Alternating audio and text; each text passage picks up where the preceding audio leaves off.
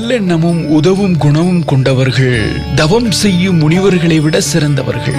அவர்களுக்கு ஒருபோதும் பலம் குறையாது, மேலும் மேலும் புண்ணியமே சேரும் என்கிறார்கள். உண்மைதானா? உண்மைதான். சுதீவர் என்கிற ஒரு முனிவர் காட்டில தவம் இருக்கிறார். அப்போது அந்த வழியாக காட்டிலே வாழக்கூடிய 2 பேர் வருகிறார்கள். அப்படி அவர்கள் வந்தபோது திடீரென முனிவருக்கு பக்கத்துல மயங்கி விழுந்து விட்டார்கள். இப்ப வந்த இருவர்களில் ஒருவர் மயங்கி விழ இன்னொருவர் முனிவரை எழுப்பி உதவி கேட்கிறார். முனிவர் தவத்தில் இருக்கிறார். தவம் களைந்ததால் கோபித்த முனிவர் எழுப்பியவரை சாம்பலாகும்படி சபித்து விட்டார். அவரும் எரிந்து சாம்பலாகிவிட்டார். மயக்கம் தெளிந்து எழுந்த முதலாம் அவர் தன் நண்பனின் நிலை கண்டு வருந்தி இருக்கிறார். அதற்குள் முனிவரினுடைய கோபம் தனியே அவரிடமே போய் விமோச்சனம் தருமாறு வேண்டுகிறார். எனக்கு சபிக்கத்தான் தெரியும், மீட்க தெரியாது சொல்லிவிட்டு கிளம்பி விட்டார். அதன் பின் முனிவர் தன் குருநாதரை சந்தித்து நடந்ததை எல்லாம் சொல்லி வருந்தி இருக்கிறார். விஷ்ணுபுரத்துல ஒரு பக்தர் இருக்கிறார், ஒரு புண்ணியசாலி. அவர் இல்லற துறவியான அவரிடம் சென்றால் உங்களுக்கு தீர்வு கிடைக்கும் என்று குருநாதர் முனிவருக்கு வழிகாட்டி இருக்கிறார். விஷ்ணுபுரத்தை அடைந்த அவர் என்னுடைய குருநாதர் சுசந்தரா வந்ததாக சொல்லி நடந்ததை எல்லாம் சொல்லுகிறார். முனிவர் இறுதியாக இந்த அளவு புண்ணியத்தை தாங்கள் எப்படி அடைந்தீர்கள் என்றும் கேட்கிறார். அவர் சொல்லுகிறார், அதிகாலையில கண் விழித்து தினசரி கடமையை செய்ய தொடங்குவேன். முடிந்த உதவியை யார் கேட்டாலும் மறுக்க மாட்டேன். எண்ணம் சொல் செயல்களால் எப்போதும் தூய்மையாக வாழ்கிறேன். குருநாதர் சொல்லி அனுப்பி வைத்த அந்த பக்தர் இப்படி சொன்னார். பூஜை தவத்தில் எல்லாம் மனிதருக்கு அவசியம் இல்லையா? அதை பற்றி சொல்லவே இல்லையே. நல்லெண்ணத்தோடு பிறருக்கு உதவுவதும் கடவுளுக்கு செய்யும் பூஜை தானே.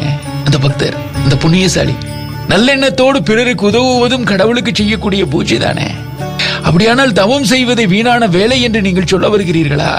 அப்படி சொல்லிவிட்டு எழுந்த முனிவர், தவ வாழ்வு வேண்டாம் என இலக்காரமாக கருதக்கூடிய உங்களுக்கு கண் பார்வை இல்லாது போகட்டும் என்று சாபம் விடுகிறார். இந்த முனிவருக்கு வேலையே இதுதான் போல் தெரிகிறது. அப்ப என்ன தவம், என்ன பக்தி? தவ வாழ்வை இலக்காரமாக கருதக்கூடிய நீங்கள் கண் பார்வை இல்லாது போங்கள், சாபம் விட்டு விட்டார். ஆனால் அந்த சாபம் அந்த இடத்துல நடக்கவில்லை, பலிக்கவில்லை. செய்வதறியாமல் இப்போது முனிவர் திகைத்தார். பலருக்கும் சாபம் கொடுத்ததால் தவசக்தியை இழந்து விட்டீர்கள் நீங்கள். அதனால் என் புண்ணியத்தினுடைய ஒரு பகுதியை இப்போது உங்களுக்கு நான் தருகிறேன். எனக்கு நீங்கள் சாபம் கொடுத்தீர்கள், பரவாயில்லை. இப்போது உங்களுடைய தவசக்தி இழந்தாயிற்று. தவசக்தி உங்களிடம் இல்லை. அதனால் என் புண்ணியத்தினுடைய ஒரு பகுதியை இப்போது தருகிறேன். அதன் மூலம் மீண்டும் தவசக்தியை அடைவீர்கள் என்று சமாதானப்படுத்தி அனுப்பி வைத்தாராம் அந்த புண்ணியசாலி. வெட்கி போன முனிவர் தலைகவிழ்ந்தபடி புறப்பட்டு இருக்கிறார். குருநாதரிடம் நடந்ததை சொல்லி கண்கலங்கி இருக்கிறார். அப்போது குருநாதர் சொல்லி இருக்கிறார், நல்லெண்ணமும் உதவும் குணமும் கொண்டவர்கள் தவம் செய்யும் முனிவர்களை விட சிறந்தவர்கள். அவர்களுக்கு ஒருபோதும் பலம் குறையாது, மேலும் மேலும் புண்ணியமே சேரும். உண்மையை உணர்ந்த முனிவர் இனி எப்போதும் நான் கோபப்பட மாட்டேன் என்று உறுதி எடுத்திருக்கிறார். நாம் என்னவாக இருக்கிறோம்? முதலில் நாம் நம்மை பற்றி சிந்திக்க வேண்டும். அந்த இடத்துல நாம் இருக்கிறோம் என்று சொன்னால் அந்த இடத்திற்குரிய தகுதிகளை வளர்த்து கொண்டு, அந்த தகுதி என்பது பிறருக்கு பயன்பாடாக கூடியதாக இருக்க வேண்டுமே தவிர வேறு மாற்று சிந்தனையில மாற்று விஷயத்திற்கு அது பயன்படுமே ஆனால் நாம் அவ்வளவு தூரம் உயர்ந்ததற்கே இடமில்லாமல் போய்விடும், அர்த்தமே இல்லாமல் போய்விடும். முனிவர் என்ன செய்ய வேண்டும்? ஒரு தவத்தில் இருக்கக்கூடியவர் ஏது செய்ய வேண்டும்? கோபப்படுவதற்கா தவம்?